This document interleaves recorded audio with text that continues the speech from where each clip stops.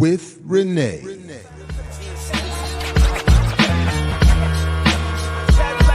Yo. We wait all week and all day for more Saturdays with Renee.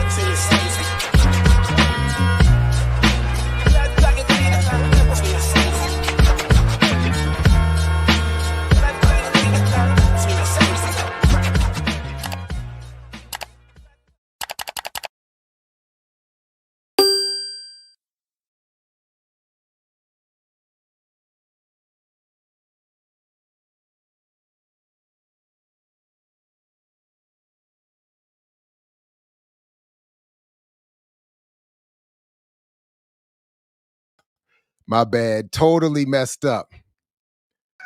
Welcome, everybody, to episode 85 of Saturdays with Renee, featuring Renee Johnson. I'm Jared Ball, happy to be your host. And fresh off of complaining to Renee in the email. I was just about to say, that looks good. Fresh off of complaining to Renee in the email saying, where is the shipment at? Got my shirts, got my new mug. Woo. Those look good. You know, Renee hooked it up. Everybody slide over to blackliberationmedia.org, link in the show description.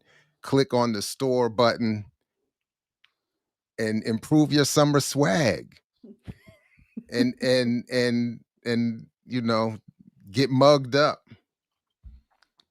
So anyway, I really like how those came out. I agree. I'm happy with that. That looks good. I'm very happy with it. And so this is all people ever going to see me in forever, because I got 400 of these. I'm about to get 400 more. And you know, so listen, not only do you get to be fly, but you're supporting the flyest cooperative evolving here on what is ultimately, of course, a colonial capitalist surveillance network. But that notwithstanding, look, we are limited by our contradictions as much as we allow them to limit us. No doubt. That little teeny tiny caveat aside, you know, you can be supportive of what's going on here. Plus, yeah, I was like, where they at? And then, you know, I think it was like an hour later, Renee, I sent that email, and then like very shortly thereafter, the truck showed up. There we go. And I said, and they backed it up. Go. They had to back because I bought the whole store. I do have to figure out why you didn't get a receipt though, because you should have gotten like a thing, like it's set to do that. So I went back there looking, and I couldn't. Yeah, I was looking for it. I was trying not to bother you about it. I mean, I will at least say that I put in some serious effort before I just gave in and was like, because I was like, you know, and then you know, the mug showed up separately. So that's when I started to get a little concerned. I was like, so the thing is with this company that we're using is they don't print anything until you order it. So you put your order in, and then they print your stuff, and then they ship it. So that's why it takes so long. Like nothing's going to come the next day because they actually have to fulfill the order before they ship it. Well, they might have to make an exception, because it's about to be, I'm just playing. I'm about to overdo it. I really do like that shirt though. That came out good. I'm pretty pleased. I'll pat myself on the back for coming up with the design. You should. Renee designed it. And yeah, let me be more clear. Yeah, Renee designed it, put the Fred Hampton quote at the bottom and everything. Joint is fire. So, you know, there's a lot of colors available. A lot. You see, just stay tuned. Stay tuned. Yeah. You'll see. I'm gonna have them all on display. And then I'm gonna I think I'm gonna let people suggest stuff. I think I might add a link on the store page. Like, you have an idea? Send it That to is us. a good So idea. we'll see if folks. And I saw Ear Doctor on Instagram promoting the remix mug. So There we like go. there's it's obviously not just my show stuff. It's Saturdays with Renee. It's remix. It's blackliberationmedia.org or Black Liberation Media in general. Mm-hmm. So there's and I can't remember if there were others already up there or not. But anyway, just more coming. So yeah. It's fantastic. We are limited by our yeah, that's a good idea. There you go. There's your first suggestion. There's your first suggestion. My other suggestion, actually, now that you mention it, I think that it would probably be a good idea if all of us, regardless of what goes on the front, all of them should have like Black Liberation Media on the back. Yeah. So I really, I actually need to reach out to Todd, because remember in my flowers that I gave him, there's a statement in that book, which is that once you hear the truth, you can't unhear it. And so I'd like to do like, the Black Liberation Media logo, and then that phrase, and then a list of all the shows on the back. That's dope too. But I need to make sure, I need to figure out, like, is that Todd? Did he get that from somewhere? Because I'm not 100% sure. So I gotta get the answer to that question, and then we'll go from there. But that's next up on the list for designs. And just folks, when you go to the link in the show description to blackliberationmedia.org, it takes you right. In fact, the store is linked right on the front. So you all did a great job on the website too. But if you just, you can always just click on store right there at the top and you see everything that's available. I'm about to get that hat. Buckets on the way. I do like the bucket hat. The buckets on the way. That's already and as soon as it gets cold, I'm probably going to do it earlier, but I'm about to get all the hoodies. I'm about to buy up. It's about to be crazy. Yeah. So you can about to get this remix stuff. I'm about to get all of this. So yeah, and I hope, it works with slacks and dress shoes, because it's about to be what I'm wearing to work too. So it's just going. Rao, the artist's name is Ear Doctor.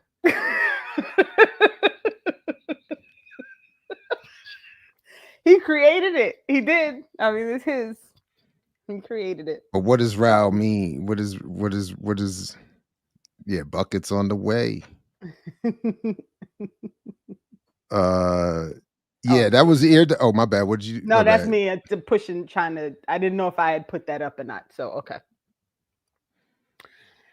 Look, yeah. I still think we should try and figure out how we can do Todd's book. So we're gonna figure it out. All right, yeah. We're gonna figure it out. I'm down with it. The book is wild. Todd is dope. It's the best. And I got nothing but jokes. So y'all, just so you know, this morning I was on a mission, and we do have our guests here waiting. So I won't take up too much time before we pull them on. But I was on a mission this morning to like get back to all the folks who were trying to get scheduled out, because the calendar is getting long. And I want to make sure that we're keeping track of stuff. So there's 8,000 run sheets now, but we're going to do how to read Donald Duck. I don't know if you noticed, J-Dub just responded and said, I saw it. So we're going to do another double show. We'll start on millennials, continue on Saturdays, get everybody on to talk about it. I'm very excited though. Very excited. So. And as Todd was making fun of me, I'll just let everybody know the book is widely available. So if folks want to catch up, I'm trying to tell you this is one of my favorite. Maybe it might be one of my favorite books of all time. I really love this book. Really? Okay. Yeah, I really enjoyed it. And it's been a long time since I've read it, but I really enjoyed it. And have used it directly and indirectly for a long time. So Alright. I'm going to reread it, and hopefully it stands up to my memory. But and it looks like there's a new introduction that to an edition that. So I've read an earlier edition than this most recent one, but it's I just think it's fantastic. Cool. So yeah. All right. So do we want to? Look, Musa cosign. What's up? I See? answered you this morning, Musa. This was my all-time fail, y'all. Jared answered an email before I did. All-time fail. I can't stand you. All-time fail. I was like, oh, Jared answered first. That's painful. How'd I let that happen?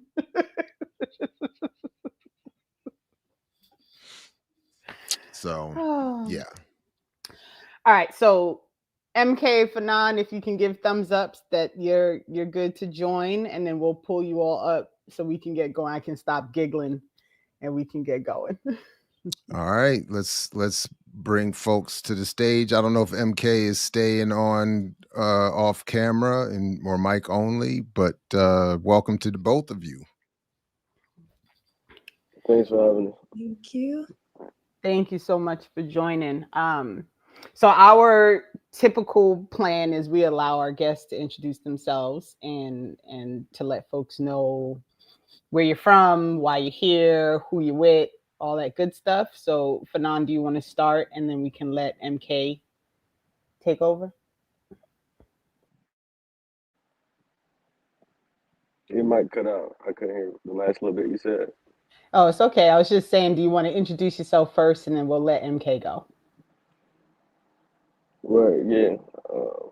I'm Fanon. That's not really my name. It's a play on the word. I'm from Jacksonville, Florida. Organizing with the Student Panthers out of Raleigh, Durham, North Carolina. Yeah.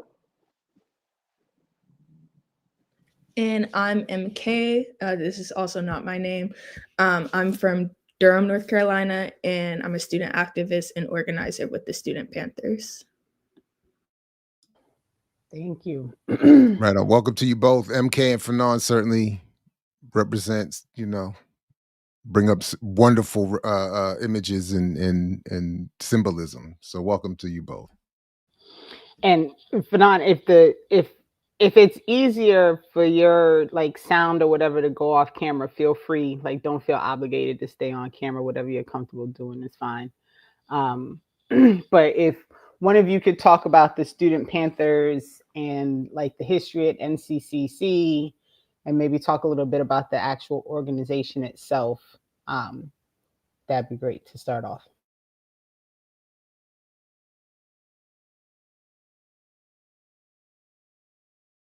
You're still muted. Oh, can you repeat that one more time? On my side, I keep like blanking out. It's okay. I was just saying, can you do a quick, like a brief history of the Student Panthers and the organization on campus itself? Yeah, so like it's only really been active like for this most recent year, but I want to say it was initially founded in 2022 by another one of the organizers of the Student Panthers. And then some things, so they've always had like a housing problem at Central. And so I know when they initially tried to do it, a lot of the people that were supposed to be in the organization ended up having to like transfer schools or just like go back home. So it sort of like fell apart. And then I transferred around like 2 years ago, and their Instagram was still up. So I had like as soon as I touched on the campus, I hit them up, see what was going on, but nothing was happening. Eventually, like I guess somebody got back to me. It was just one person, and me and this other person, we started like setting up like the foundations of like what we have like right now, which is, and then we just kind of went from there. But I can go on further. I just didn't know how far you want me to go. But that's like where it initially started. And so like we're a relatively new group like on this campus. And there have been like other like revolutionary like student groups on that campus, but not in like the recent history. I know like they used to have like a revolutionary like newspaper, but now it's been co-opted by like the administration. So now it's just like this corny like campus newspaper. But yeah. Would you mind, either one of you, and MK, if you want to add on to that, please do. But in so doing, would either of you mind saying a word or two just about North Carolina Central,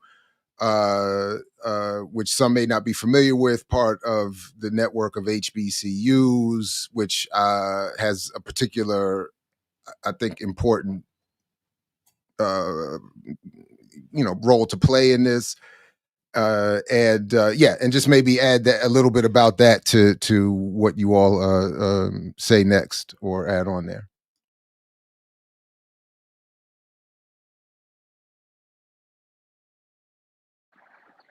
You want to MK? Or you want me to do it? You can go. I'll hop off of you or hop off of your points. Yeah, like Central is one of the oldest like HBCUs like in America, and definitely one of the oldest HBCUs in like North Carolina. Period. They were the first HBCU to have a jazz program. That's what I do. I'm a musician, so I major in jazz. Like they were the first like black school that like have like black music like be an actual major. And but I'm not like, I guess like I think just generally like as time progressed, the once like initially like revolutionary like foundation of like a historically like black institution sort of gets like has been co-opted and morphed into something else, into like what North Carolina Central like represents today. Like I wouldn't say it's like super indicative of its like roots. Yeah. Just real quick, what instrument do you play? I play the trumpet. All right, right on. Because because folks, you might here not we be go. aware of the fact. You might not be aware of the fact that I was once a drummer in Western Maryland's leading funk band from 1997 to 1999. Called Mama's Biscuits. So I just in case, so we just Mama's Biscuits. There's nothing better than Mama's Biscuits. You won't find anything. You won't find anything. You just got to trust the legend that I'm sharing with you. That's all. But I just wanted to salute your musicianship and carry on the tradition. But just in case you don't find anything, you've at least been introduced to the verbal oral tradition and the history. The haters in the chat, former fans, clearly must have been fans. Cackling over Leah right now. Sorry, y'all. MK, did you want to add anything? I did. I just kind of wanted to hop off of Fanon's points that NCCU's founding itself was a form of resistance to white supremacy, as all HBCUs were. And I feel like the Panthers are continuing this legacy by fighting for material justice for Black students today. The university was created to serve Black people, yet today it often replicates some of the same systems of oppression it was founded to combat against. And the Panthers, we just expose and challenge it. Right on. I don't want to sidetrack, but I see it a little bit differently. I did not go to an HBCU, but I teach at one for the last almost 20 years at Morgan State in Baltimore, and having engaged some of my own study of the history and read some of the recently produced research on these histories. have a little bit of a different view that and see the work that you all are doing as being antithetical, that is in opposition to what the actual original founding purposes of these institutions was, which was to create a more recalcitrant and compliant, and as you all wrote about in your article and talked about in your article, Black capitalist class. So I was eager to speak with you all, only just to, if for no other reason, to just to congratulate you publicly, because I think what you all are doing and representing is incredibly important, given some of this complicated history of these institutions. So, but yeah, sorry, go ahead. Yeah, I think like we generally like would agree with that point. Like obviously that like that is the purpose of like these sort of like higher institutions, especially like when we start talking about HBCUs. But like what I more mean about like it being radical, not necessarily like really challenging like the state in any meaningful way, but just like radical in the sense of like black like I don't know like numbers. I mean just in the sense that like having something like any form of higher education that is like centers blackness is like kind of some form of revolutionary to me. But like I don't think that like their purpose was to produce anything other than like black people who could like further assimilate to like white America. And then like even in North Carolina, like it's North Carolina Central University, like the campus is literally in the middle of like public housing and like projects and like surrounding the school. Like you can go and ask everybody where they from. Like most of those kids are not from Durham. Like they're not from the community. They're not from like the school doesn't really exist to like uplift anybody in the community or like the only person I met at this university like was from Durham is MK on the screen. But yeah. That's an interesting. So that's interesting to learn. So North Carolina is one of few states in the country that caps its out of state student population, and so I'm curious about this because I think their cap is like 25%. So I'm curious about this like being on campus and not really being around students who are from Durham. Like when you say not from, you mean like they're just not from Durham itself, but the students are from North Carolina, just other parts of the state? Or do you mean like you meet a lot of students who are not from the state of North Carolina? I think specifically from Durham is the point he was trying to get at.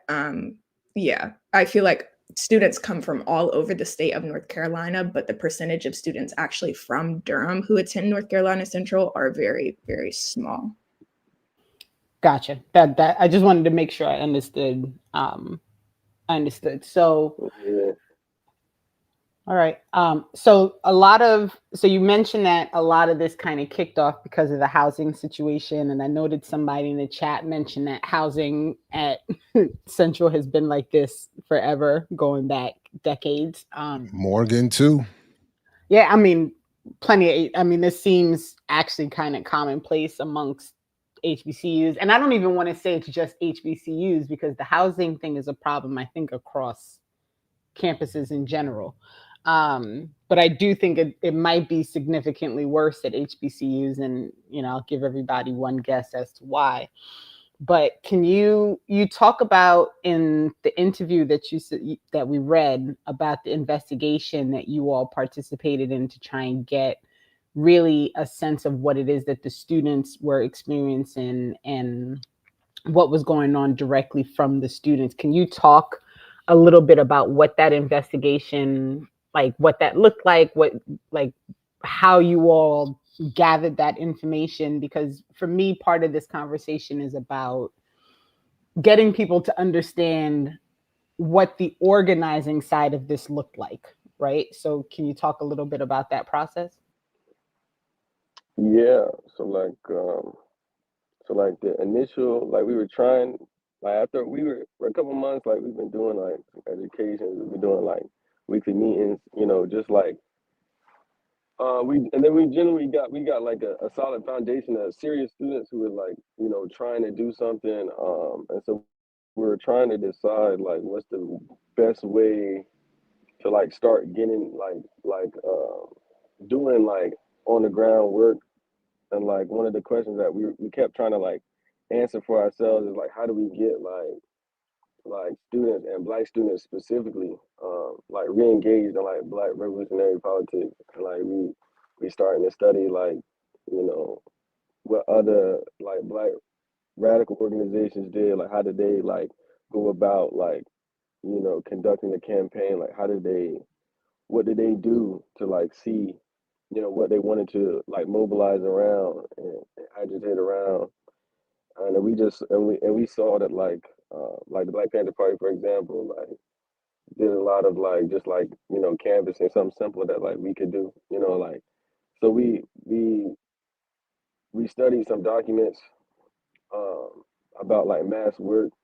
We like compiled like some studies on mass work and like how do you properly like canvass and collect information. And we struggled through that for like a month, and then we finally like got our stuff together. And because we students, we had a general idea of like what like the student population felt about certain things. So like going into the canvassing, we already knew that like housing was like a hot button issue. Like after we engaged in like you know just being on campus and talking to students and then collecting data and then coming together and discussing, like we realized that like that was the biggest concern of like the student body.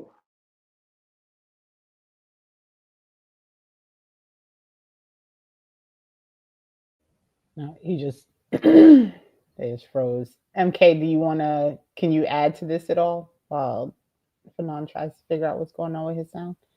I personally can't add too much specifically to the education leading up to the protest, specifically because I am a newer member. And so I wasn't necessarily a part of the building. Yeah, I wasn't a part of the building up to the protest. I really just kind of showed out. Understood. Fanon's back, Jared, if you could pull him up.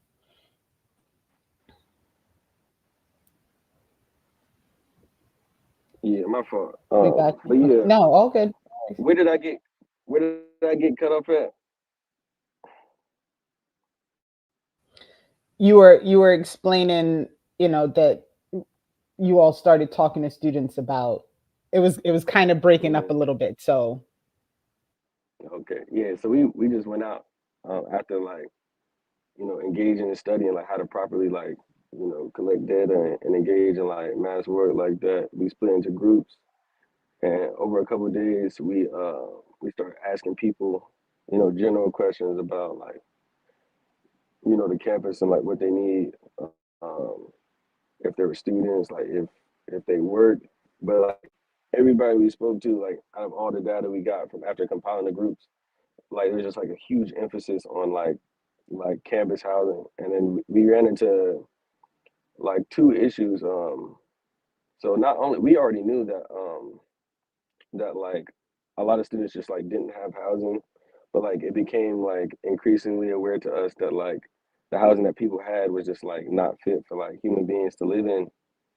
Um, and so we decided to organize like what we called initially a speak out, and that gained a lot of traction with the student body. Obviously, like when you decide to mobilize around something that like the people, like the students want, like it's gonna gain traction. People are gonna support it, and students start flooding like the Instagram with like videos and photos of like the conditions that we were living in, sending in testimonies, and so we really realized like and make this happen. Um, and so yeah, then we start planning for that. And it's yeah. Thank you. Can you talk a little bit about? I mean, I watched some of the videos and read some of the reports, and I can't. But can you talk a little bit about what the students were expressing. Like, I want people to be clear that when you say unfit, like, we're not talking about like, you know, the housing people didn't come through and like clean up dust balls. Like, can you clarify, give a little more detail about what that means? Yeah, yeah. Like people were like a huge issue was like mold, like black mold specifically, like, um, and that was a really big emphasis. Like there was people experiencing like flooding throughout their dorms.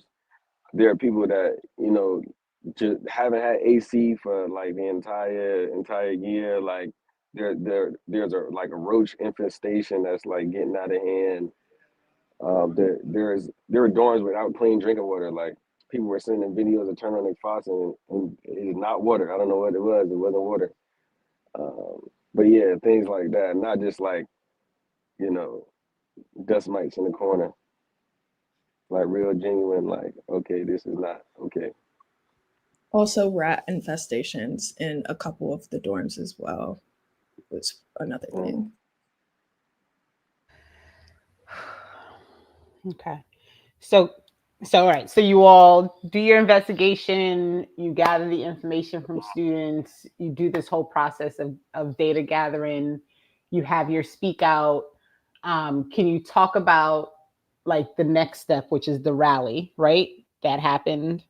Or is there something that happens between the speak out and the rally that leads to you all deciding that you're going to do this massive walk across campus and rally?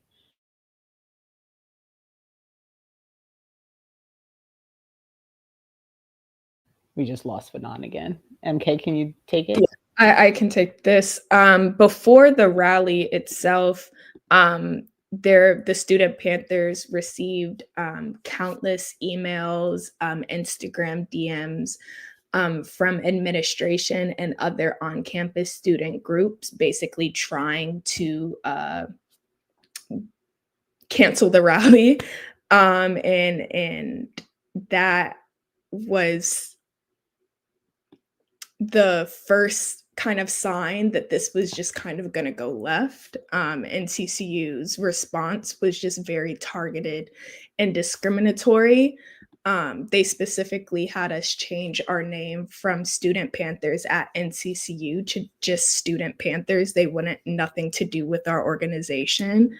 And they threatened action against students who were involved, even though they couldn't really pinpoint the students who were actually involved with the organization. And so that's curious.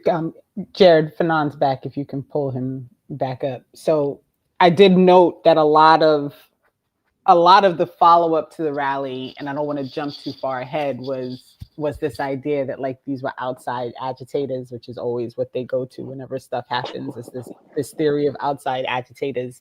So obviously this was a setup, right? Like they wanted to do their best to try and make you all appear to not be students on campus so that they can then go to this storyline of like, here come these outside agitators. Yeah, I mean they was doing that before the rally. I don't know what was said before I got disconnected, but like the speak out was the rally. Like those are the same thing. We just initially called it a speak out, and then like the campus, like the administration, they're such a like unserious group of people. They turned it into like a more serious protest by like trying to suppress like what we were initially doing. Like when we posted about the rally, and then they had posted on NCCU pages. They had posted fire and they put canceled across of it. And in the comments, they then were doing their own like event the same time, and it was like the first 100 students get like free chicken. It was something nuts like that. And so like they just kept like agitating like the student population. Like the student population is the really like the main drivers of like really wanting this to happen. Because they just like wasn't going for that. And then like and that simultaneously they're trying to like discredit us because like they don't know who we are. Like we're not a registered student org, which is like which has our benefits for like not being able to like pick us out and and just like stop the whole thing. But they used us not being a registered org to try and spin a weird narrative that like this is a group that wasn't students at all. And because we're not trying to like you know, we're trying to avoid members like facing disciplinary action, because we know that like universities are not against, you know, punishing students for, you know, advocating for themselves, students, or just like advocating for broader issues, period. So, and just being aware, especially like within the triangle university that we're at, like we've seen how like the students at UNC were treated when they were doing like their Palestinian encampment. Um, and so we are trying to avoid.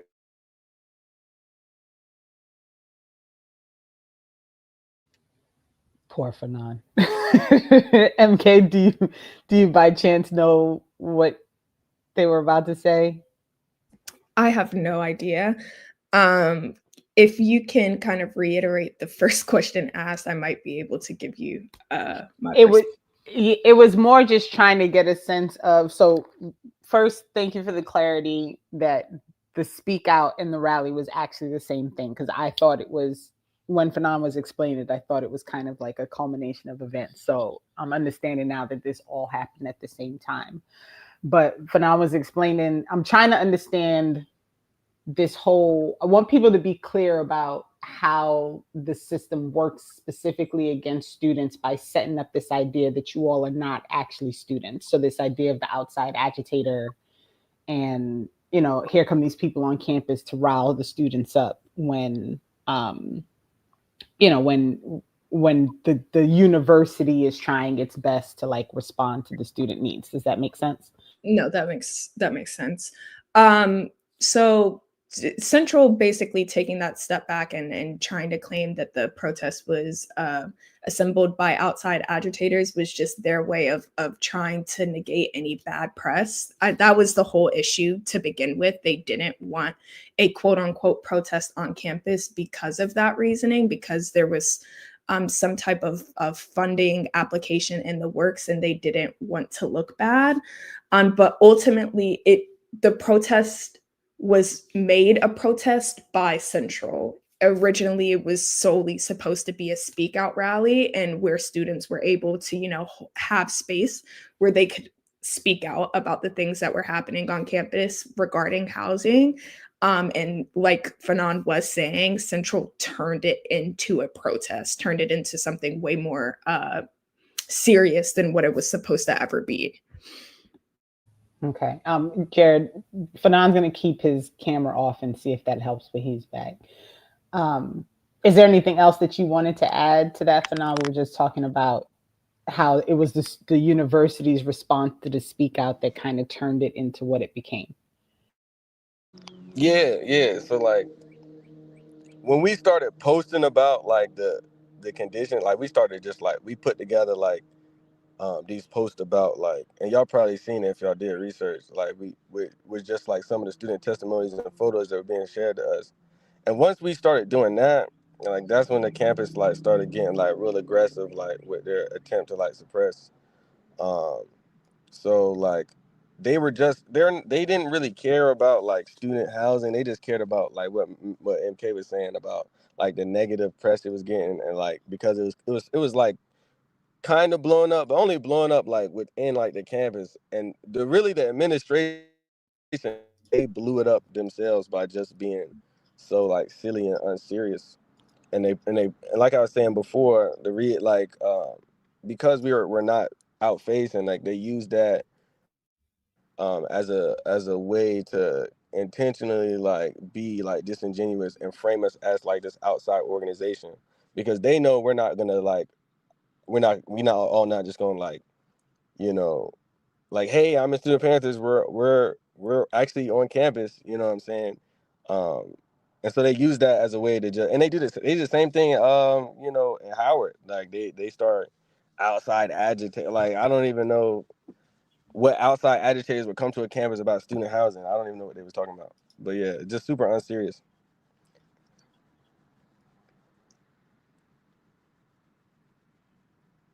Jared, were you going to add something? No. didn't mean to unmute, but I have a couple questions that to take us in a slightly different direction. So I'm happy to have folks Go for it. continue here. Yeah.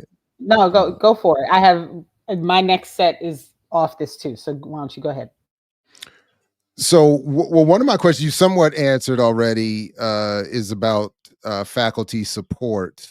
You said something about the administration. I was a little bit curious about if the faculty specifically, if any, what any, if any response, what has any response from faculty been like? Man, across the board, the faculty like is like they not on nothing. Like they not on like the only faculty member that was on some like someone who is like loosely like affiliated with us, and he was arrested at the he was one of the second people arrested at the protest. But any other faculty member like they haven't said nothing that I'm aware of. Like I don't know if MK sees something else, but the only faculty member I know that said anything or actually did anything was one that like they arrested. But yeah. No, like Fanon just said, besides the professor who was arrested alongside the other comrades, I've seen some individual faculty show like quiet support, trying to check in and see.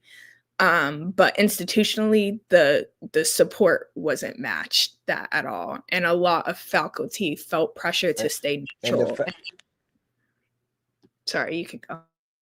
Right, and faculty was there. Faculty was at the like. It got to a point where like the faculty was just like watching police like beat up the students. Like they was there. They was just standing there like. But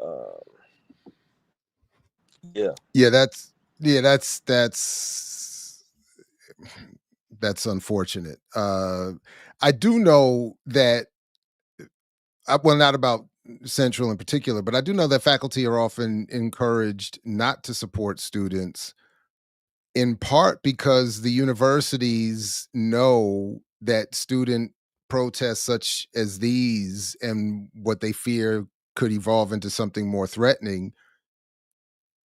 In some ways, as someone pointed out to me, you've already won. That the threat, the university is terrified of reduction in enrollment, bad press, particularly in this climate, any negative attention from the federal government. And I don't particularly know Central's relationship in terms of funding with the federal government versus the state. If there's any federal funding that you all get, but I'm sure they're susceptible to definitely to state funding. And then faculty are encouraged to not threaten what would ultimately threaten their jobs, because the first things that happen are the retrenchment and the cutting off of particularly low level and unprotected faculty, lecturers, adjuncts, etc., and so on. So in many ways, that's an issue, not to justify or explain, but from my humble vantage point, I'm again more wanting to congratulate you all and encourage you all, because despite whatever threats there may be to any one of us, the challenges you all raise are important. And then I would also hope that it encourages some discussion internally of the distribution of resources on the campus, because I mean there's relative to other state institutions and universities, PWIs, etc. I know HBCUs struggle with resources, but internally the distribution is still often so bad that, with these bloated administrator and presidential salaries, et cetera, and so forth, that it doesn't get spread around properly. So we end up in situations that you all are describing. So I just, I don't know if you all want to respond to any of that. I don't know if there was even a question there, but I did want to just, again, commend and encourage and maybe offer a little bit of context. Beyond that, the only the other question that I did want to ask was if I did want to double back and ask you all to say a word or two about the namesakes you've chosen for today's appearance and why you've chosen them, and maybe how they relate to the politics you look to bring to the work you're doing, or that inspire you to do the work you're doing.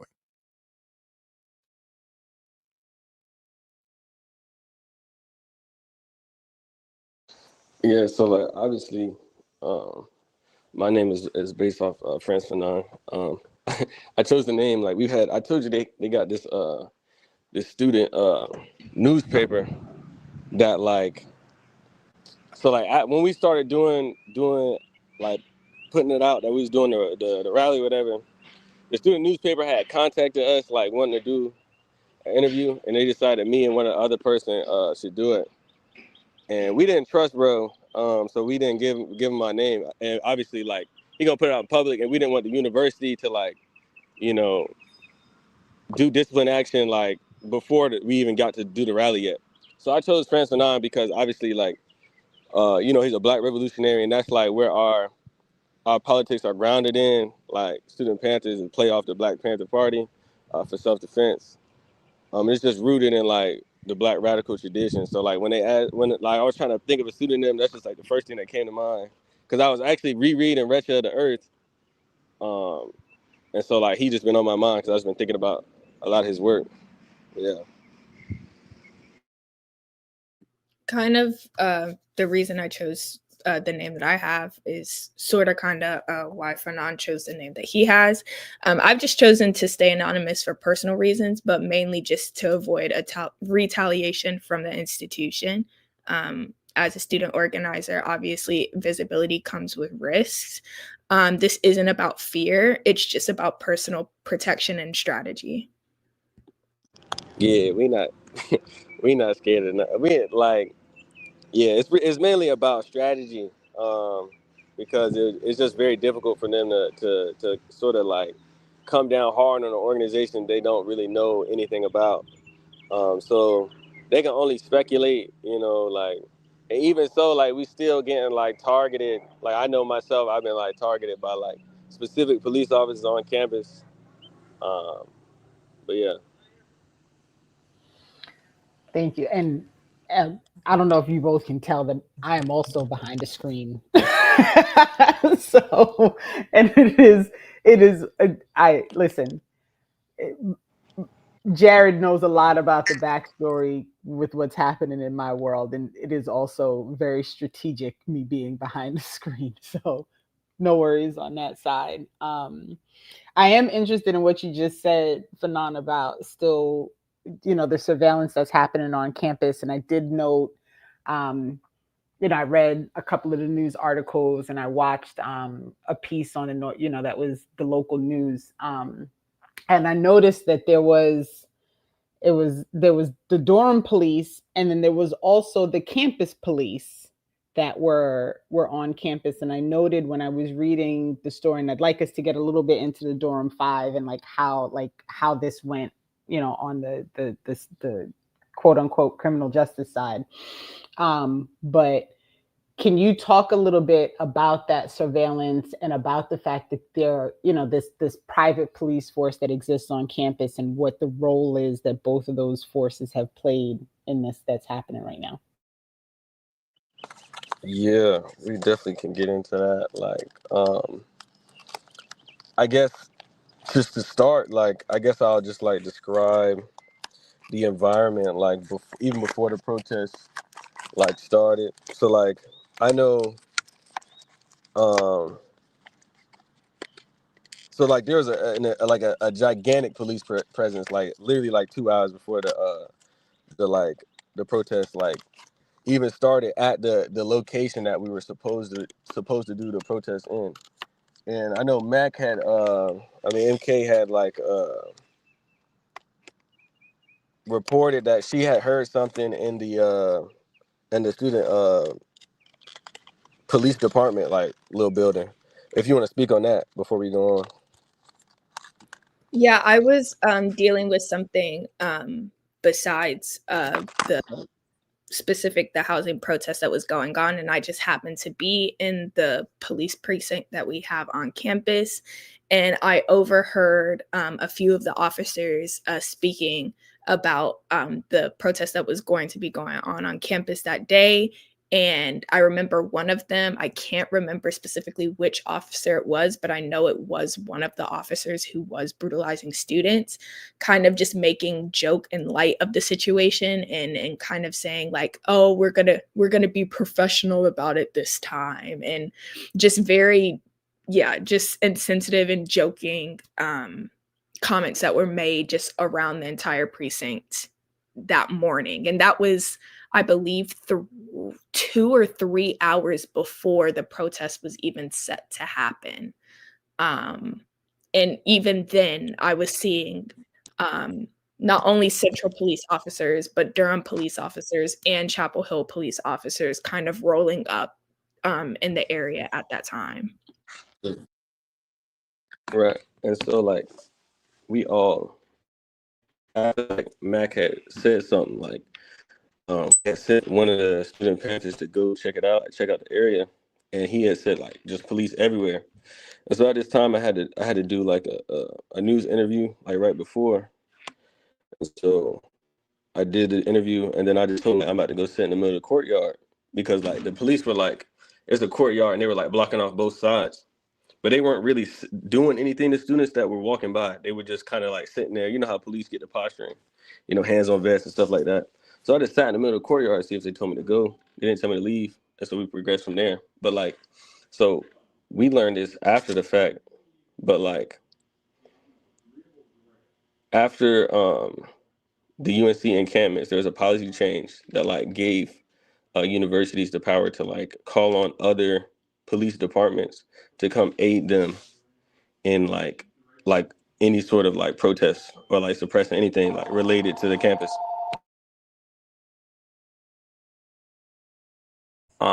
And then so like the Central Police were the main aggressors, like actually like physically putting hands on people and like assaulting people and things like that.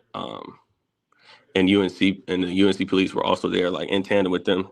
And then after the first initial arrest happened, Durham PD showed up, and they kind of just sat there and stood there.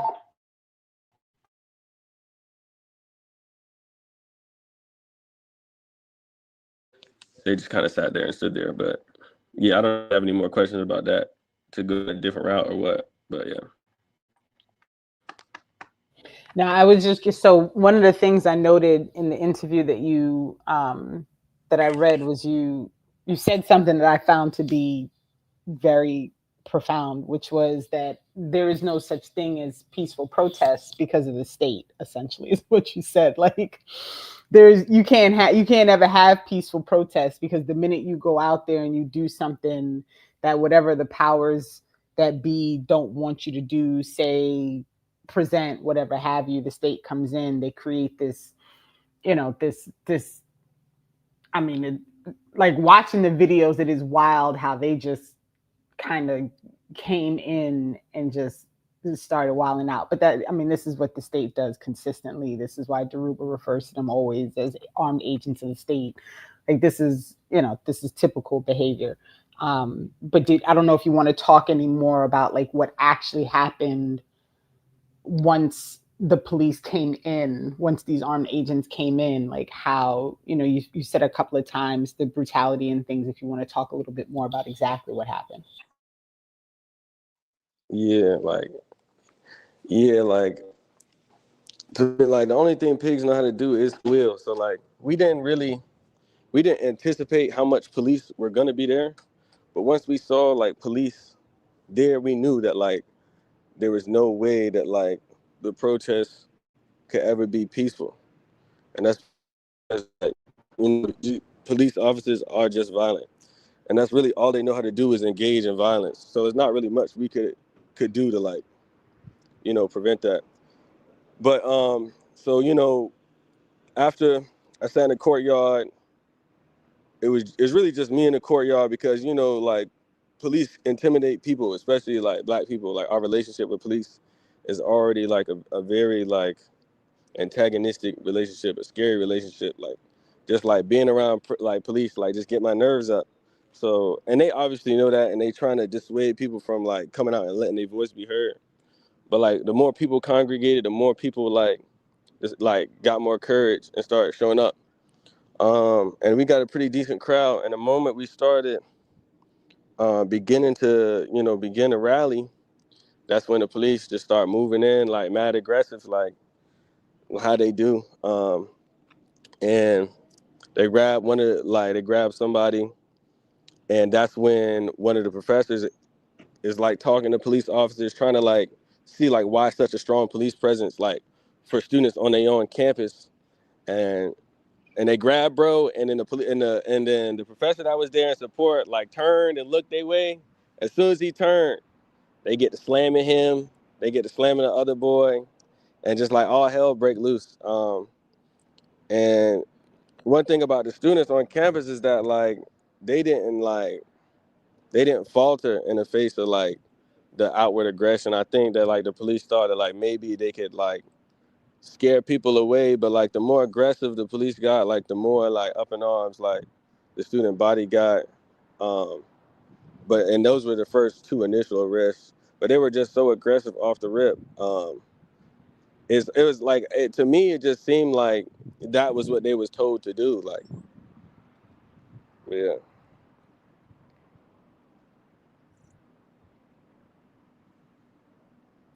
Thank you. So can we talk a little bit about the Durham Five? And I did see that the case was supposed to go back into court on the 14th, a week and a half ago. I'm not sure if that happened, but can you tell folks about the Durham Five, like who they are exactly, and where, if you know anything about like where that case is right now, like what the status is?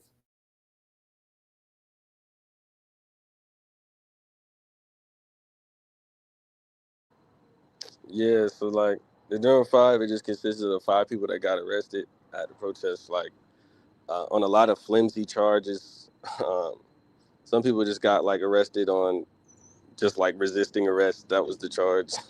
But like, so I know one of the 5, he had some sort of connection with the police, and they got his charges dropped like almost immediately. And the other 4 are still have the charges pending, and we go to trial later this month. I mean, not go to trial, but the next court date is in June, later this month. Okay. And we've just been organizing around that mainly, and the legal defense there. But yeah. Okay. And I'm trying to make sure I couch the questions properly. So was there a court date a couple of weeks ago, or was that pushed forward to the June? Is that like there hasn't been a court date? The next one Yeah. in June? Okay. So there was a court date. I think it was like a week or 2 ago, and it was literally just like a court date to give them the date for this one upcoming. Okay, understood. And then like there was some contention over the body cam footage being released.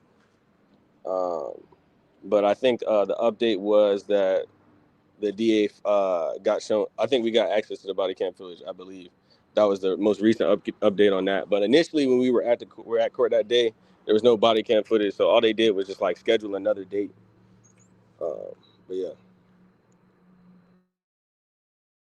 Okay. All right. So can you tell us about what do you all need as a student organization? What does the Durham Five need? How can Black Liberation Media support? How can the audience support? Like, can you talk about where things are now and what the needs are and what the best way is to help you all as you pursue like moving forward with this?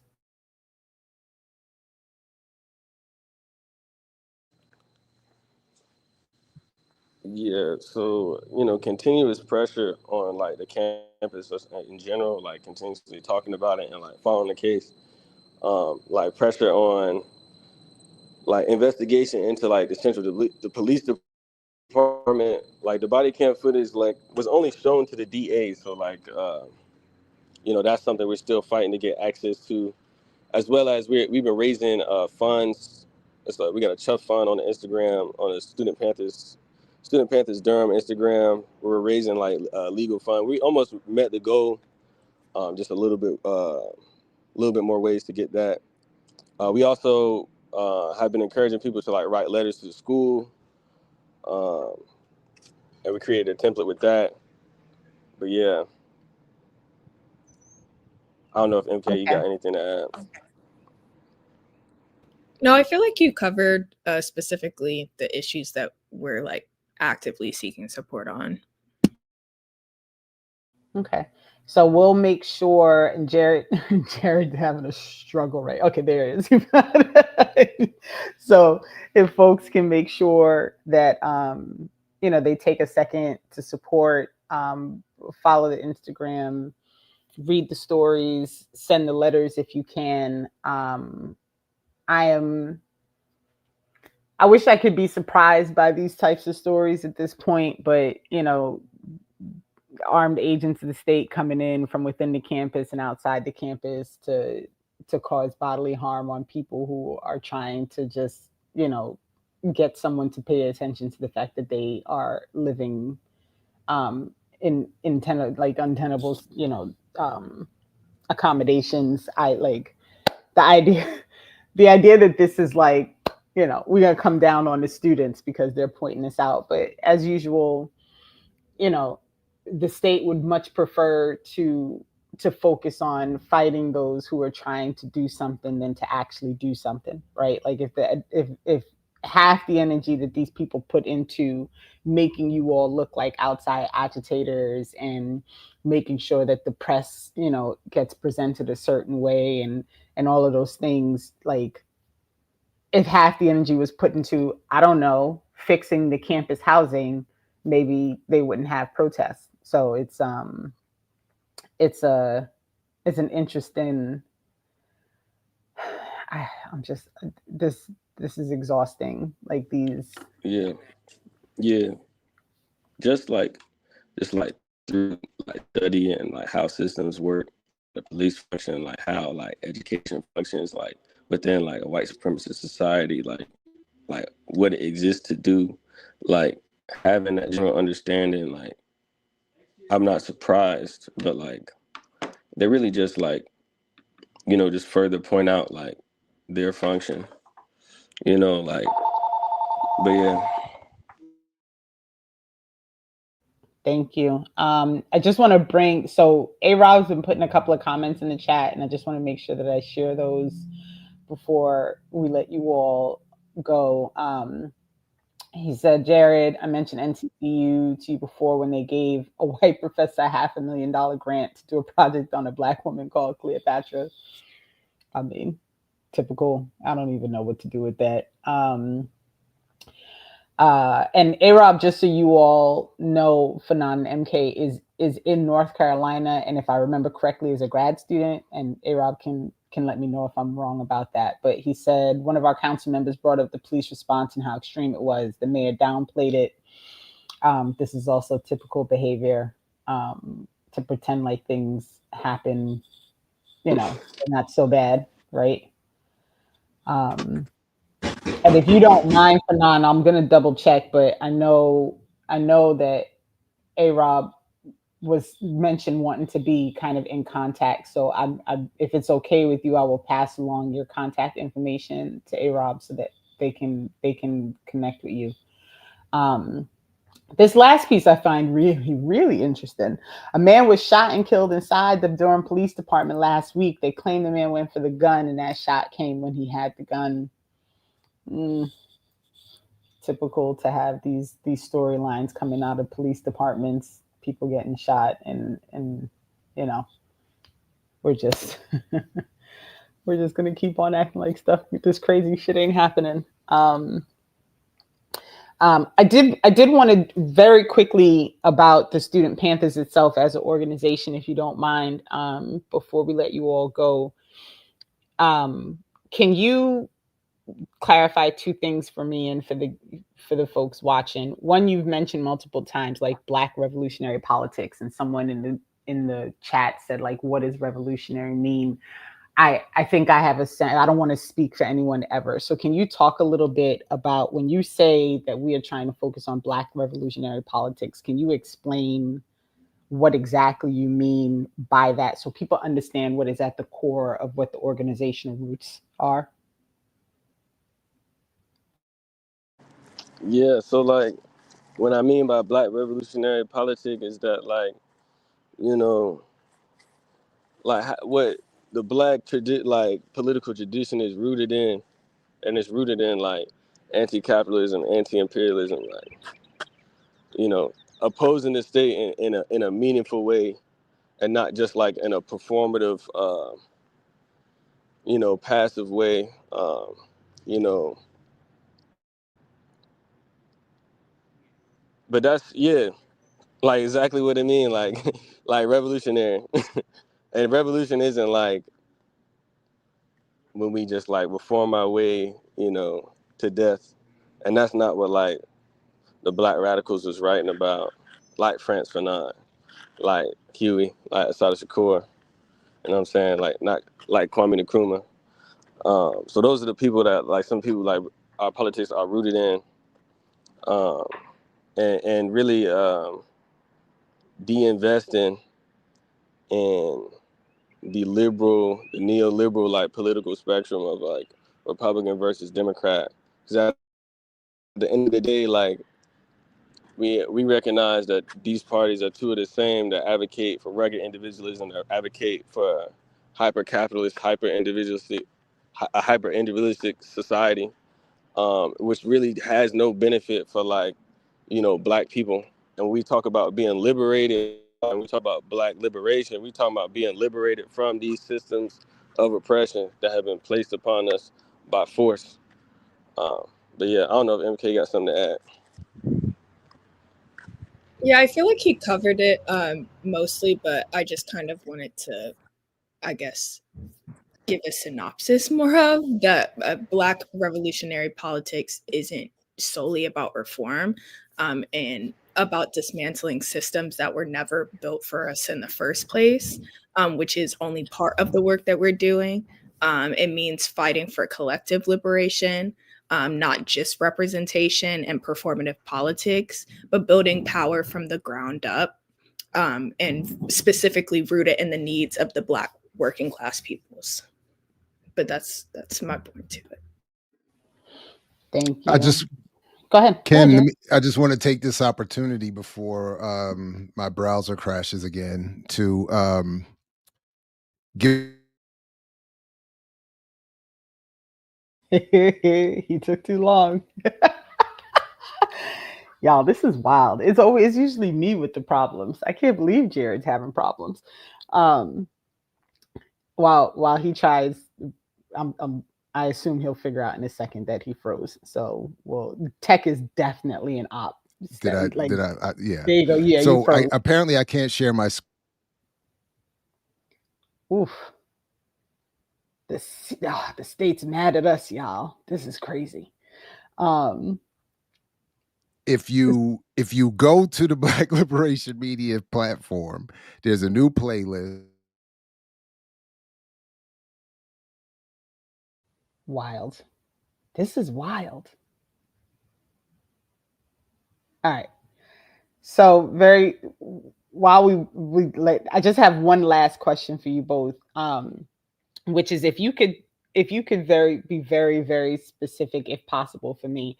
One of the things that you all talked about in the interview is making the decision that you're going to be an all Black organization, and that's going to be the focus for your work. And we have a lot of conversations here about defining Blackness. What does Blackness mean? When you say like we're going to be all Black?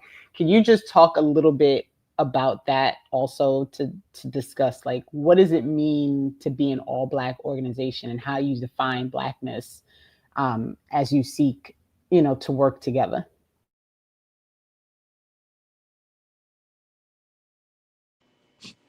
Yeah, I guess like to me, like when we start talking about like black and like a black organization, I think that like black in the sense of like obviously like the level of melanin we have in our skin, right? But like blackness is also like a political identity. And when we start talking about like, you know, having an organization that's like centering black people, we talking about having an organization that centers like, you know, blackness as a political identity and that serves like black people specifically, you know, for our liberation. And like um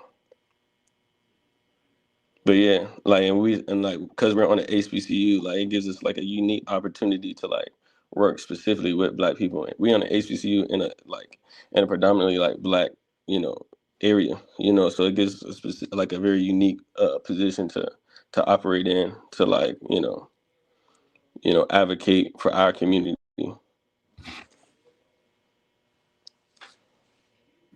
I think he Go ahead. covered. Go ahead, MK.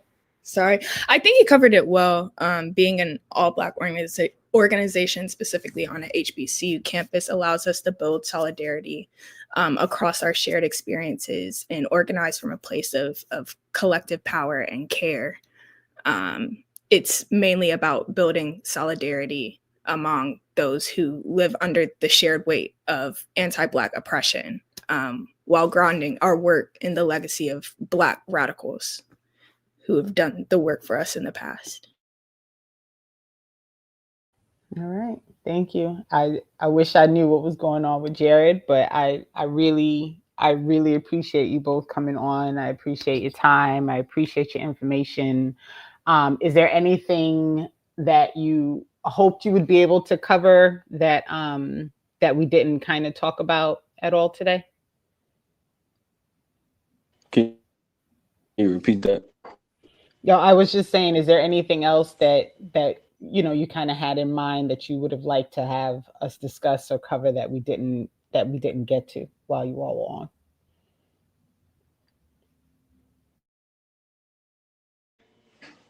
were on? No, I think you guys covered a lot of stuff. I think it's very evident that you guys have been following and have some sort of information and opinions of your own. MK, anything? No, I believe we were able to kind of touch on a little bit of everything. So, All right. Jared, are you back? There you go. I'm almost afraid to say anything, but thank you both very much. And I don't know what was heard, but I was just encouraging that you all check out the platform and the discussions that we're having in the conference that there's going to be next week that'll be streamed here, where electoral political strategies, among others, will be discussed. So, but it's been great building with you, and good luck going forward. Thank you, and I'll try my best to keep in touch. But if you think of it after this next court date, if you could let us know, like, you know, what's going on, and you know, we'll happily bring you all back. You know, even if it's for just a few to do a quick, like, you know, like jump in to talk about what the next steps are and if there's anything else that we can do to support. But I appreciate your time and appreciate you being here, and thank you for the work, and you know, keep reading, because it's a lot y'all are taking on, and we'll support you in any way that we can. Yeah, absolutely. All right. Thanks to you both. Peace to them, and to the Student Panthers and Revolutionary Student Union. Please check the show description for the link to their fundraiser. If you can support it, please do. And yeah, that was a lot, man. That was a lot. That was, yeah.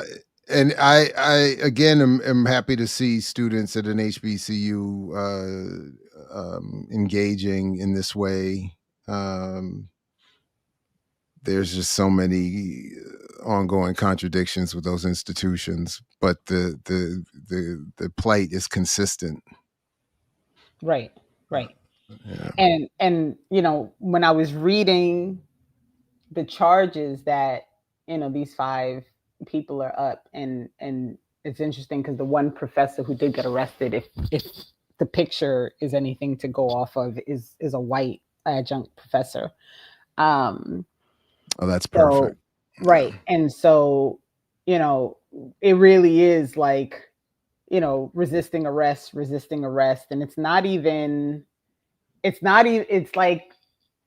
like resisting arrest to the police officers who were on campus, like not the Durham Police Department, because there's something about the way they say the police, right? It's just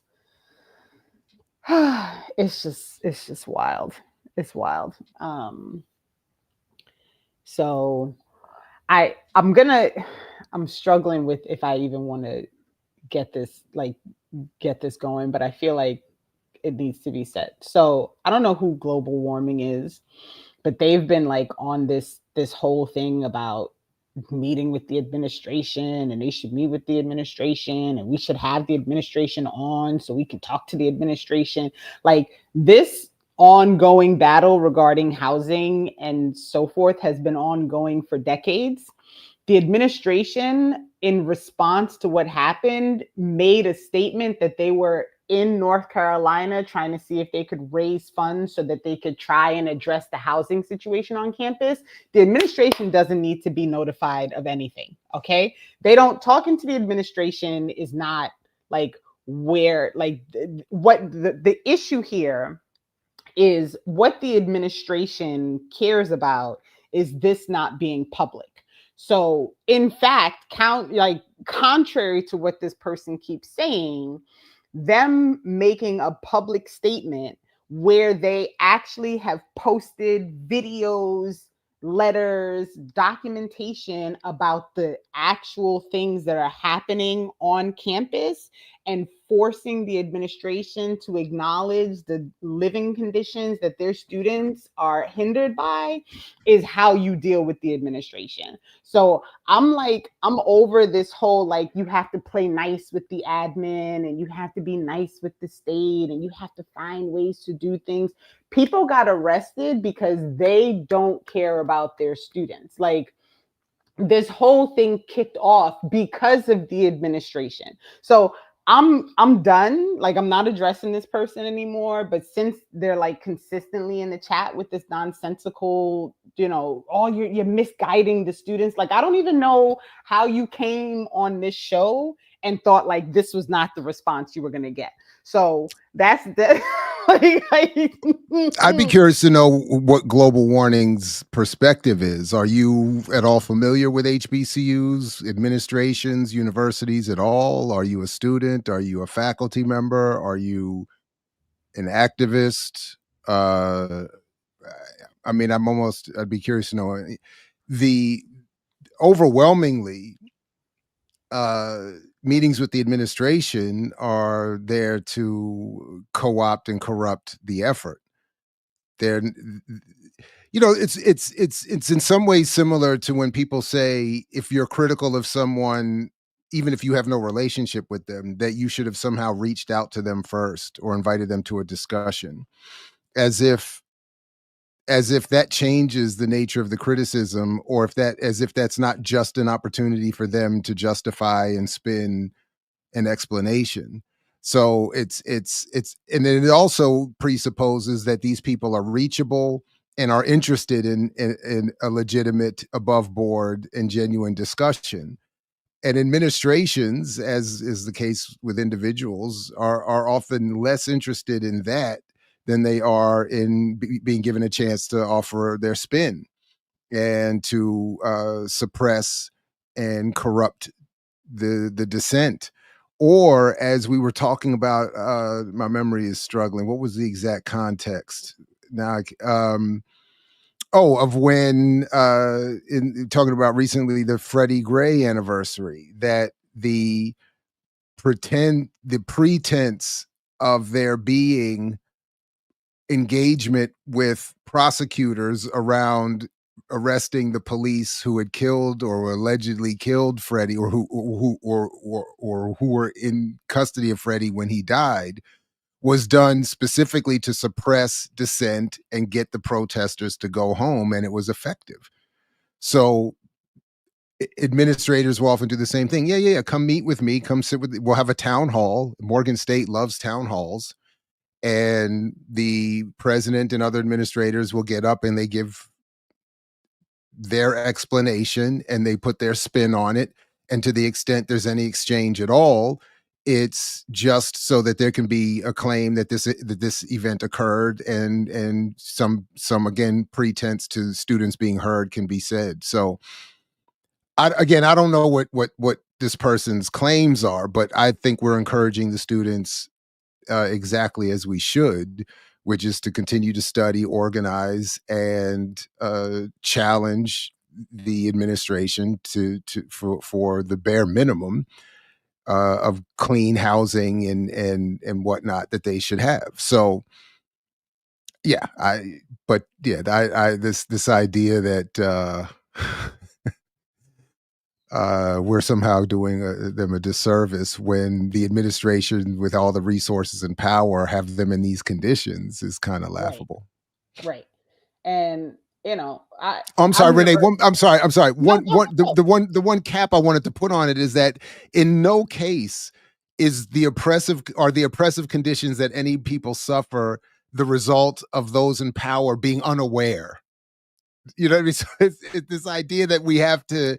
Oh no! Once they're made aware of our concerns, once they have a conversation with us, they'll then address it. No. The reason we're having to make some noise is because they're very well aware of what's going on, and in large cases don't care. Yeah, they don't. They're disinterested. And I'd like to make it. I've never once claimed that I am a revolutionary. I think I've said multiple times here and in other spaces that, I feel like to be a revolutionary, you have to be willing to give up some things, including your life, right? Which I am, as the mother of a 14-year-old, is not like, I'm not really in that place. No, you just need to be willing to give up your known name and be in the chat. That's how you prove you're a revolutionary. Change your name and get in a YouTube chat. All the real revolutionaries are. And it's absurd, like this idea, like, well, you have to do it differently because it's the HBCU. The HBCUs, in my opinion, it is the hustle, right? Like they have proven to be as antithetical to Black liberation as the white people have, right? Because they're so busy playing to capital, playing to trying to, see if they could get those research grants and be whatever this top tier science research universe. Like they're just as bad. And so and that exact point is the PR campaign. It's the HBCU Hasbara. It's any critique of us is anti-Semitism argument.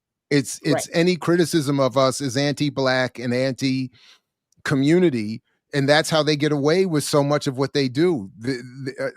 They should be criticized even more than we would criticize the standard university, especially because of the claim that the HBCU has this special relationship and produces the most Black PhDs, and so on and so on and so on. Right.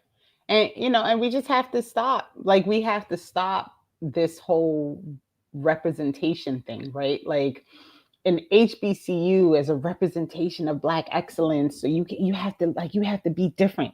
Cut all that shit out. Like, I'm not interested in any of that, right? I want people to get the things that they need to survive because they are living, breathing people who should just be able to get the things they need to live, breathe, and survive. Like, I'm sick of this shit, right? I'm over it. I'm over it. And I can't. Moldy excellence.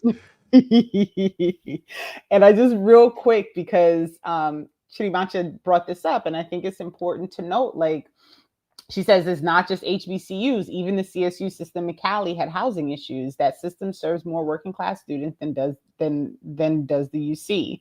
There's a two-tiered university system in California, and it's a two-tiered system, I think, everywhere, right? Like, you have this in all places. Like, this whole thing with if it's where the poor people have to go because it's where they can afford to go, like we're just going to act like they're second class citizens. Like I don't even understand how this became a thing. And I still am pissed that people have to pay money to go to college at a public university in their own state where their families have been paying taxes for however many years just being a resident. Like I'm sick of it, right?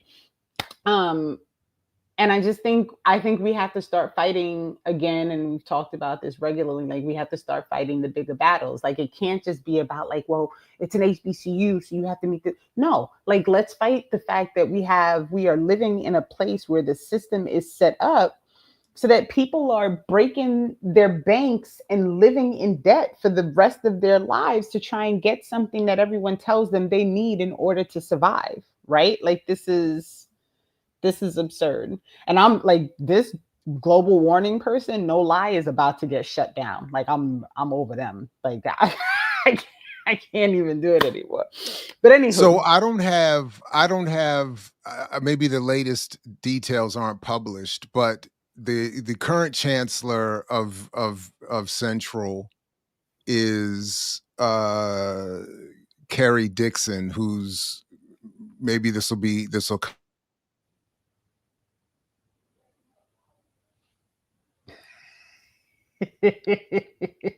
was making there we go. The state don't like Jared today. Oof.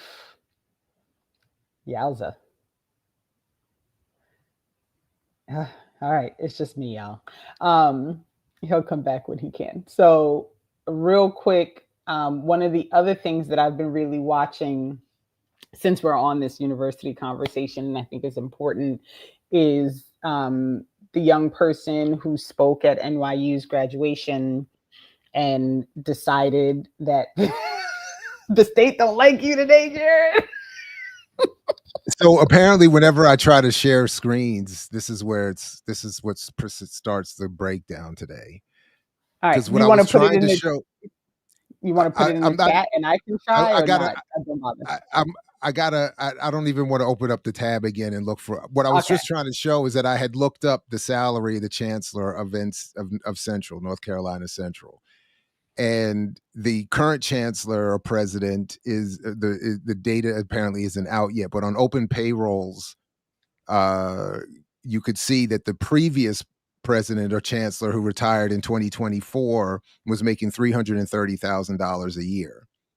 So that pales. That's maybe half of what the president at Morgan makes, and then not quite the president at Howard. I think is over $1 million now, but even at $300,000 in North Carolina, this is what I'm talking about. And then if you just, I mean, it's all on open payroll because it's a state university. You can look up the salaries. You have a number of faculty making $200,000 a year.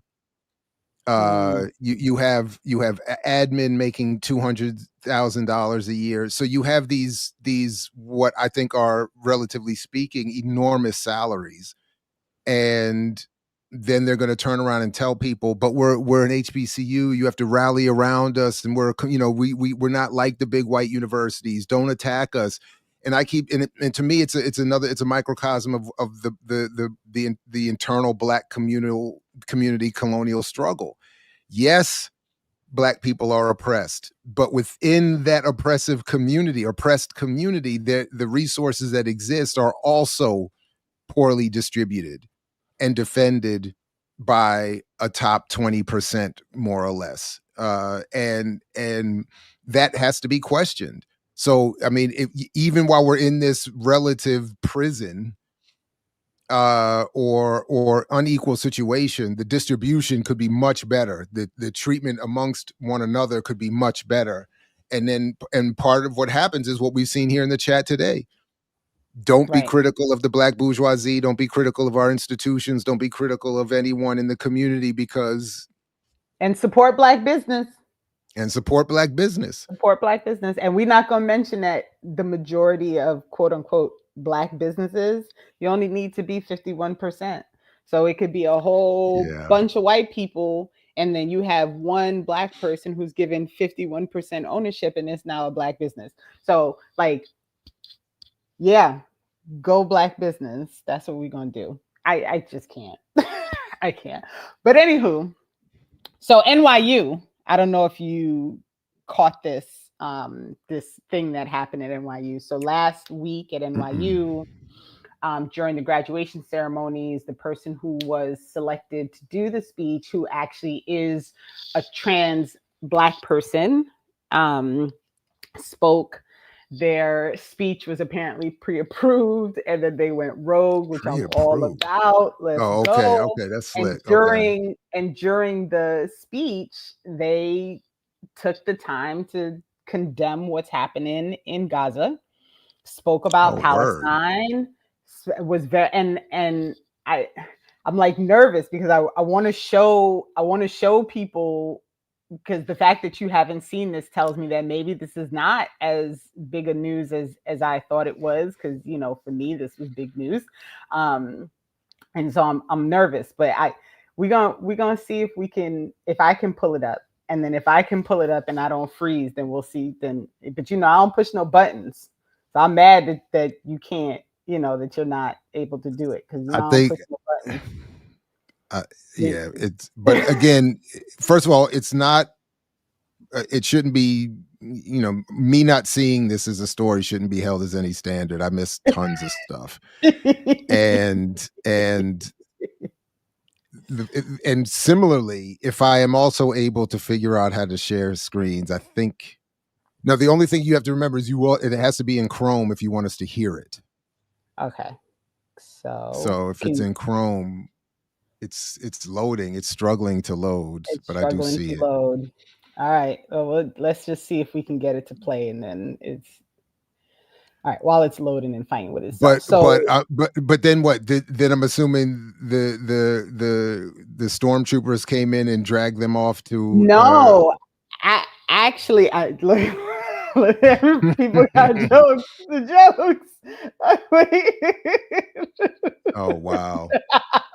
Downhill. It's Yeah. downhill. All right, it's not even the loading. show is the show is going off the rails. This is all right. I know. So all right, so it's not loading. So essentially, the young person got up during their speech. They said, while I have this ability to in front of a group of people, and while I'm able to share my voice, I think it's important that I say that I condemn what's happening in Palestine. I stand with the Palestinian people. They did, it was probably a good few minutes where they spoke about their disappointment in the universities for supporting Israel. Like they went in hard, and I was all about it. And NYU's response was to do this very public apology. They're withholding the students' diploma because there we go. Because they quote unquote lied about their speech. And so I am okay now. Literally, here we go. Now, just for this, you're gone. We are putting. Why are we fighting? Are you? Oh wait, I wanted to finish reading it. It said, why are we fighting for people in Gaza when Black people getting shot on the street? I'm not doing that. And so the young person is now, the diploma has been withheld. NYU has taken this very public stance against the student to say, we didn't approve this. The student lied, and because they lied about what they were going to say in their speech, now we're going to, we're going to withhold, and we're doing an investigation and blah, blah, blah, blah, blah, because this is what NYU does. And so I thought it was very interesting. And I went back today to look to see if there's been any update. Is there anything in support of the student, anything that's happening? And perhaps it's because the story is not, even though, the thing that I pulled up is on CNN, perhaps it's not as big of a story as I thought, it was, and people really aren't paying that much attention. I can't find any follow-up about the student to see what can be done. Is there any support in place? I saw a petition that had a few thousand signatures on it, but it's very interesting that this is Oh wow, happened a week ago. response. Yeah, this was last week. This was on Damn. our run sheet last week, but we just talked too much. So we didn't get a chance to go to it because it was fresh last week. It just happened last week. So Well, I don't see any updates yeah, other I couldn't than find what you've any. said. I couldn't find any at all. So, but shout Uh, out to Logan Rozos, wherever you are in the world right now, watching. Is that even legal? What is the legal right of a university to withhold a diploma based on what you say because you lied? Right. So their stance is that because the student lied about what they were going to say during their speech. So what? How is it legal for you to withhold if I paid for it and I earned it with my grades? Right. And so it's academic dishonesty is the claim. And so they've withheld the diploma, and I really hope this student is gonna sue or something, because it's wild to me That's that after you interesting. finished all of your like So you I can't was walk. told. You go ahead. No. Finish. Like I'm like, you have to confirm that you're going to be able to actually meet the requirements for graduation before they'll let you walk. Like they don't let you walk unless they're sure that you can get your diploma. Right. And so the student has obviously finished all of their requirements. They were chosen by the students, and during the speech, this is why I'm so sad I can't get it to play, because during this speech the audience went wild. Like the audience was clapping and cheering and supporting the student as they were speaking. Like it wasn't like, like you go to these town halls sometimes. Like I saw a video of a town hall at AOC, and someone stood up and was barking at AOC for being a liar, and the crowd turned on that person and helped them get like removed from the space, right? And then, so that wasn't the response. Like there was actual like cheering and yes, and you know what I mean? Like people were in support of what the student was saying. And so this was a very interesting dynamic that was happening. I'm so upset that I can't get the video to play because it's an interesting one. It's been a while and obviously it's a different climate, but when I had my drama with the University of Maryland, and I even checked with I forgot the name, whatever the office was titled at the time, but they withdrew my funding. They isolated me, and punk ass Haynes Johnson called me into his office to berate me, but they couldn't stop me from graduating. And the whole point was the grades were there. They couldn't justify anything other than an A. And if you have the grades and the fees were already paid. I mean, they cut my graduate assistance and all of that, but the tuition part was paid. So I was told there was nothing that anybody would be able to do to stop me from getting my diploma. And I chose not to walk. I didn't even want to show up, but they had to give me the diploma though.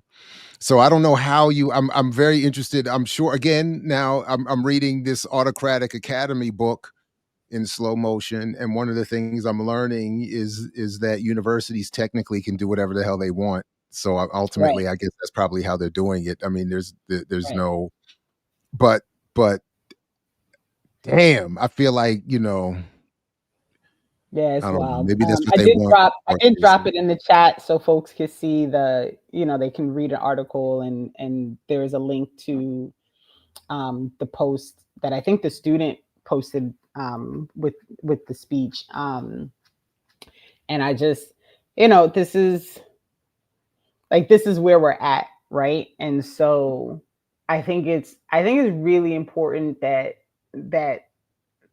as viewers, as people, as whatever, that we don't fall to the trap of silence, right? Like, and I think for me, that's something that's something that for me I find very, very like problematic, is this sense that people are they're becoming afraid, but I do see things still happening, like there are hunger strikes happening in support of Palestine, and the kids are still there are students still stepping up, but we're once again, like, we're at the end of the school year, so we're back to like people are going to go home for the summer and not be on campus, and all those things, and in the meanwhile you still have literally a population of people who are being obliterated off the earth on the other side of the world. And I think it's important that we continue to kind of look at how all of these things are playing out. Like, and what the media does in general is it gets silent about things. Like, I haven't heard a word about Haiti in mainstream press in forever, right? Like, it's just nothing. Right? Like, it's just like nothing's happening, but there's obviously something happening and people are not talking about it. Right? Something is going on in Cote d'Ivoire on the Ivory Coast, right? The president disappeared, right? There was word that there was a coup happening, and all internet got shut down. So there was nothing coming out of the area for people to know like exactly what's happening, right? You have very little conversation about what's happening in the Congo. The families there tried to sue, the lawsuit got shut down, and in the meanwhile people are still getting killed by capitalism.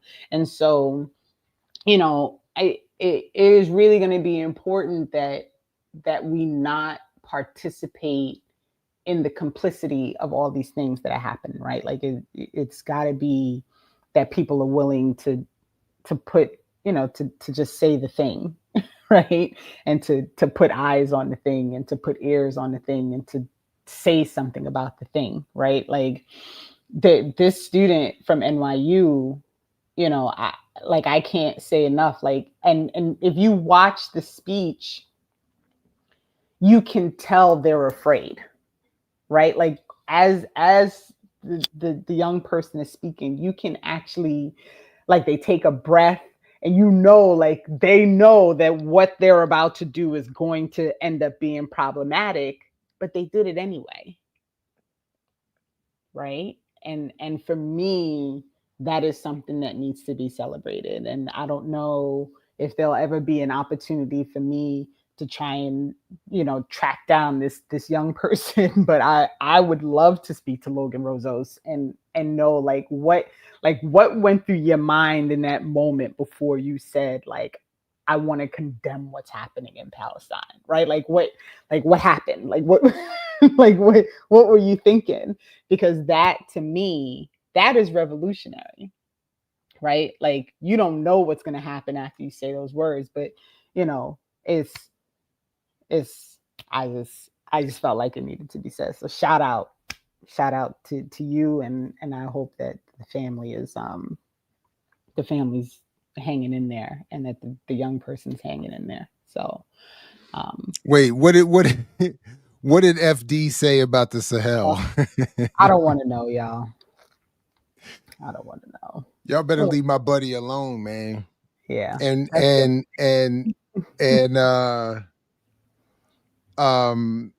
oh man, what was I gonna say though? Damn. Oh, the person that you booted. So I hope that they and others will, because they're sick of hearing you and us and others talk about Palestinian solidarity, I take that to mean that they are already registered and will attend, if not in person, virtually via the platform here, the National Black Radical Organizing Conference taking place at the end of the week. Yeah. So where the focus is on Black radical organizing and the conditions that they are so clearly more interested in being addressed, including why folks at the conference may think it's important that we link these issues to what's happening to Black kids, I think they were saying shooting each other in the street or whatever, to Palestinians being killed by Israel. Right. So, and booting people is rough for me because I don't want people to feel like they can't express themselves, but it just started to feel like troll bombing. Like we're just going to keep saying like wild shit in the chat. And once you start getting to a place where I feel like it's distracting because you are chat bombing with nonsensical comments, then I know like you're not seriously interested in engaging in the conversation. Because even like A-Rob, who is a student at Central and lives in North Carolina and is explaining to the person the work that is happening and the things that are happening in North Carolina, and that the reaction to those statements. And then once we start going down that hole of like, why are we talking about Palestinians? Like, I can't even look at you anymore. I don't want to see what you're saying. Well, I mean, we had to take it to Palestine because they didn't like how we were dealing with the Black specific issue here in the United States by denying these students a meeting with the administration. So we've just failed across the board in but that's why we've linked up with this conference. They could gather with, they can look, and we're gonna post the plenaries. There's 3. I see you put them in, right? I think you added them. And so 3 plenaries over the weekend are going to go live here on Black Liberation Media. There'll be one on Friday at 6 p.m. There'll be one on Saturday at 10 a.m. There'll be another one on Sunday at 9 a.m. And we're going to post those. And we're even going to start like 15 minutes late on Saturday so we can make sure that the full plenary gets posted. And Eugene was down. And so it all worked out. And I'm very excited to see how these all playing out. I won't be there, but I will be in the chat probably here. And then I'll be on Saturdays with Renee after the plenary. So we can, I wonder if we can, I wonder how egregious it is and overlapping it would be to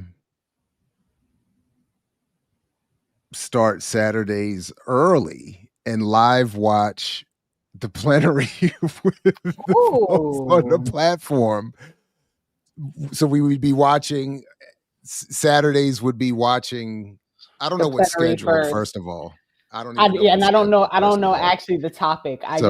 When Josh called and said, can we do it? I was like, call Jared to push the buttons. I'm sure he'll say yes. And then and then we'll start 15 minutes late. Which is its own little controversy. Jared will say yes, but I will. But it's only because I know for certain things you are not opposed to being helpful, right? And so I'm not. For all things, I'm not opposed to being helpful. No, but when you're driving, you cannot be helpful. No, I don't think. Right, that's a literal like a moment. Although now that baby girl got cleared to walk and start moving towards training, it might become a little more complicated. There you go. But can I give Yipper 100K? Yeah, absolutely. And just hit me up. I got you. Damn,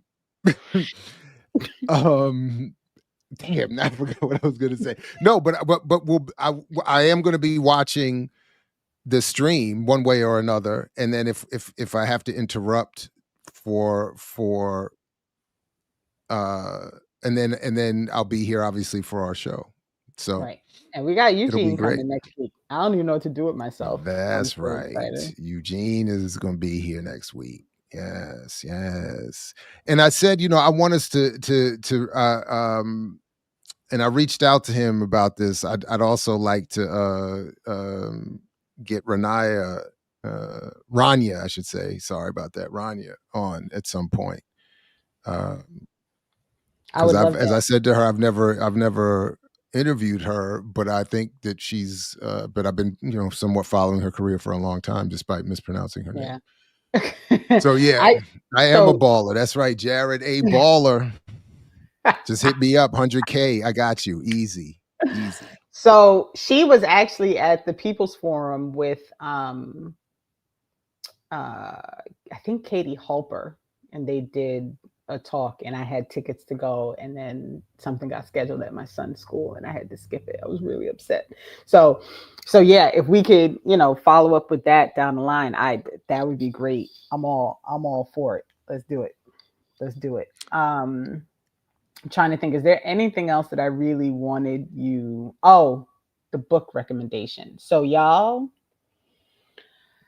I just listened to Propaganda by Alec Karakatsanis. Look at me, figured it out.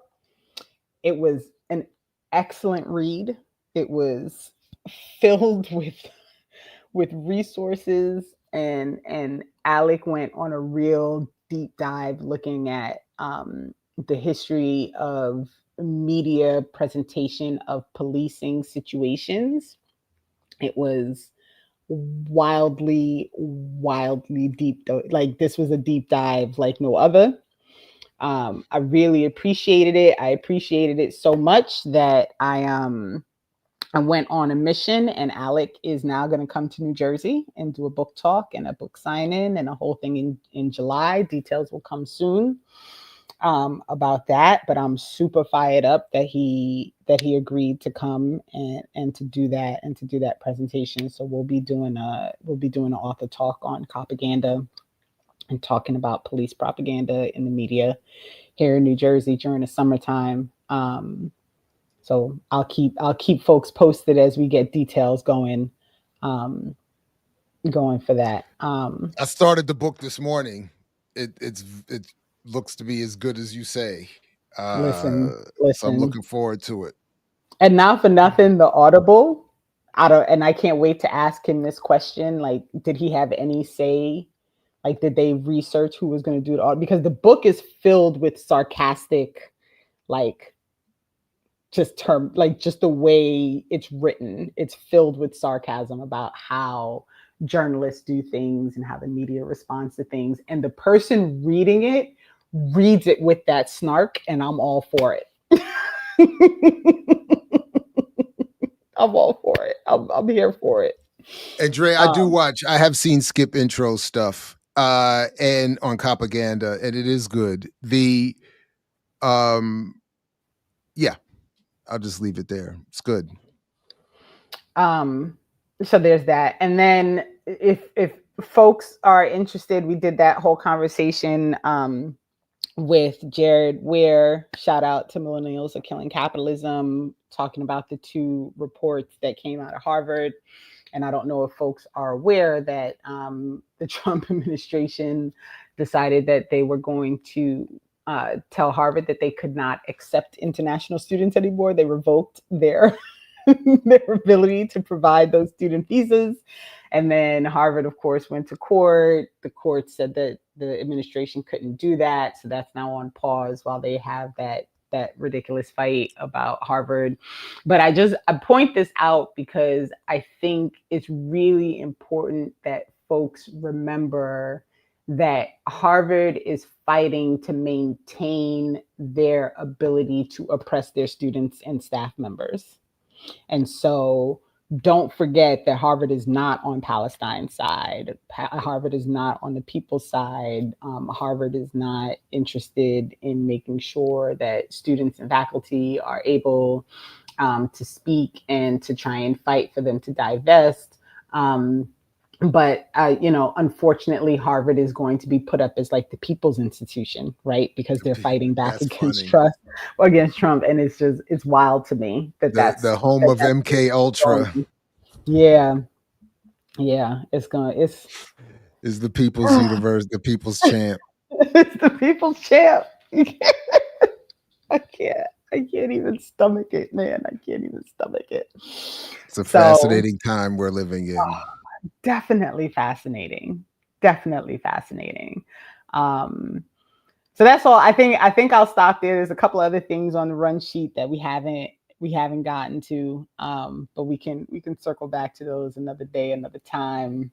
we're back next week with Eugene. We'll start at 11:15 so that folks can catch the full plenary. Air Doctor should be back tomorrow, right? I hope so. I'm scared to share or look, and I'm afraid to adjust my screen at all, to be honest with you. I'm afraid to touch anything until we end the stream. And on the website now, there is a show schedule, so folks can go to the website and they can view what's on the upcoming week and what's coming up in the month. We got Brokish is returning next month, which I'm super June excited 1st. about. They'll be back a week from tomorrow, and they'll be rolling. And then we are back on Monday because we're going to do on Monday. We're going to do our special talk with Andy Ellis to talk about civics and policy writing and policy making and all the things, right? Yep. And that morning will be Akinyele Umoja, professor, Georgia State, talking about the new Robert and Mabel Williams memoir. This is also the 100th anniversary of Robert Williams' birth. So, yeah, make sure you've liked, shared, subscribed, rung the bell, support the Patreon if you can, get you some fly merch, at the store, link in the show description. And then make sure you've with the bell rung and all of that, you will be notified when all these shows drop and all of that. And I don't think there's going to be an SNL tonight. I'm not entirely sure yet, but I don't think so. And one of the reasons is I'm happy again is that my oldest is home from college and I'm trying to be available for hangout before she, runs off as young adults tend to do again. So I don't know about tonight. I don't know. But yeah. Anyway. Yeah. So that's that. That's it. That's all I got, man. That's it. So big thanks to you, Renee. Big thanks to MK and Fanon. Big thanks to the undefeated chat and to the entire platform. And of course, peace only if you're willing to fight for it, as Fred Hampton used to say. And we'll catch you next week with more Saturday with Renee.